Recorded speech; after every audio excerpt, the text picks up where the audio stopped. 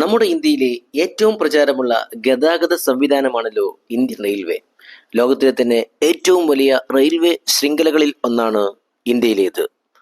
ദിനംപ്രതി പതിനായിരക്കണക്കിന് യാത്രക്കാരാണ് ട്രെയിനിൽ സഞ്ചരിക്കുന്നത്. കുറഞ്ഞ ചെലവും യാത്രാ സുഖവുമാണ് ട്രെയിനിലെ യാത്രയുടെ പ്രത്യേകത. എന്നാൽ സൗജന്യ യാത്ര വാഗ്ദാനം ചെയ്യുന്ന ഒരു ട്രെയിൻ ഇന്ത്യയിലുണ്ട് എന്ന് പറഞ്ഞാൽ നിങ്ങൾ വിശ്വസിക്കുമോ? എന്നാൽ സംഭവം സത്യമാണ്.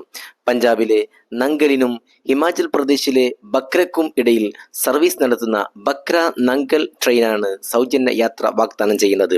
13 കിലോമീറ്റർ സഞ്ചരിക്കുന്ന ഈ ട്രെയിൻ മനോഹരമായ സത്ലജ് നദിക്കും സിവാലിക് കുന്നുകൾക്കും മുകളിലൂടെയാണ് കടന്നുപോകുന്നത്. ബക്ര നങ്കൽ അണക്കെട്ടിന്റെ നിർമ്മാണത്തിനായി തൊഴിലാളികളെ എത്തിക്കുന്നതിനും നിർമ്മാണ സാമഗ്രികൾ വിതരണം ചെയ്യുന്നതിനുമാണ് ഈ ട്രെയിൻ ആദ്യം ഉപയോഗിച്ചിരുന്നത്. 1948 സർവീസ് ആരംഭിച്ച ഈ ട്രെയിനിന്റെ പ്രവർത്തനത്തിൽ കഴിഞ്ഞ 75 വർഷത്തിലധികമായി ഒരു മാറ്റവും സംഭവിച്ചിട്ടില്ല എന്നതാണ് പ്രത്യേകത.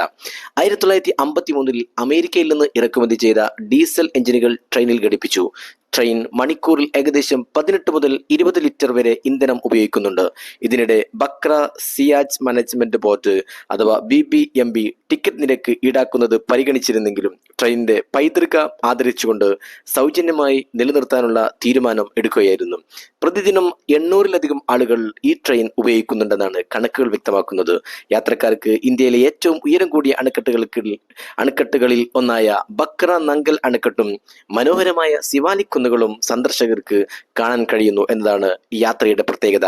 അണക്കെട്ടിന്റെ നിർമ്മാണ വേളയിൽ ഫെറി തൊഴിലാളികൾക്കും എഞ്ചിനീയർമാർക്കും വസ്തുക്കൾ എത്തിക്കാനും വേണ്ടിയാണ് ട്രെയിൻ ഉപയോഗിച്ചതെങ്കിലും കാലക്രമേണ പദ്ധതി പൂർത്തിയായപ്പോൾ ഡാമിലെ ജീവനക്കാർക്കും നാട്ടുകാർക്കും സന്ദർശകർക്കും വേണ്ടിയുള്ള ഒരു സേവനമെന്ന നിലയിൽ ട്രെയിൻ സൗജന്യമായി ഓടിത്തുടങ്ങി. പതിറ്റാണ്ടുകളായി സംഭവിക്കുന്ന മാറ്റങ്ങളെ ഈ ട്രെയിൻ എങ്ങനെ അതിജീവിച്ചു എന്നതാണ് അതിലും ശ്രദ്ധേയമായ കാര്യം. സർക്കാരുകൾ മാറി, നയങ്ങൾ വികസിച്ചു, റെയിൽവേ സംവിധാനങ്ങൾ ആധുനികവൽക്കരിക്കപ്പെട്ടു. എന്നാൽ ഈ ഒരു ട്രെയിൻ സർവീസ് മാത്രം ഇന്നും മാറ്റമില്ലാതെ തുടരുന്നു.